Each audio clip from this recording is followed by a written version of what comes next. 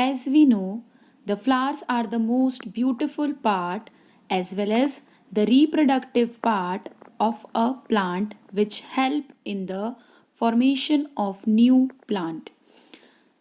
A flower has stamen, the male reproductive part, and a carpel, which is a female reproductive part. Some flowers contain both male and female reproductive part. Such flowers are called bisexual flowers like pea and China rose. And some flowers possess either the male or the female reproductive part.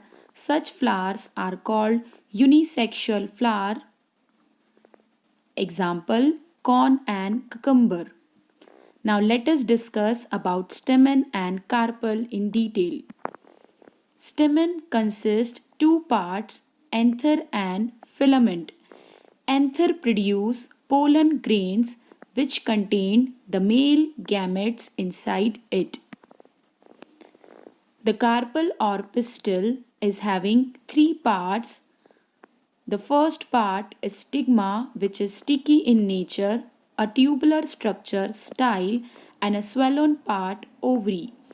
Ovary contains ovules, which are the female gametes inside it. The fusion of male and female gamete give rise to the zygote, and the process it's called fertilization.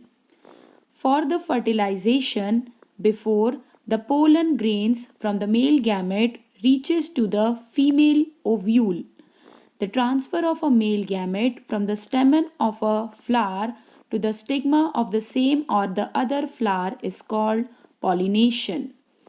There are two types of pollination, self and the cross pollination. On the stigma of the same flower falls on the same plant, it's called self pollination. And if the pollen grains are falls on the another plant of same kind, it is called cross pollination.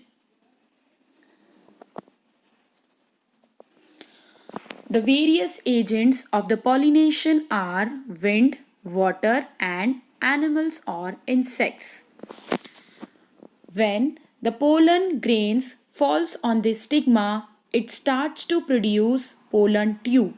These tube along from the style and curls to the bottom of the ovary. The tube breaks through an opening in the ovule to reach the female gamete. Then the male gamete combined with the female gamete and fertilized to form a zygote. The fusion of male and female gamete it's called fertilization. The fertilized ovules develop into an embryo and the complete ovary that develops into a seeds.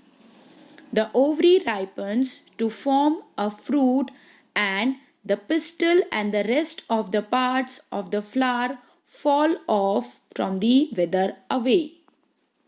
These seeds are containing a small baby plant inside it which is called as an embryo.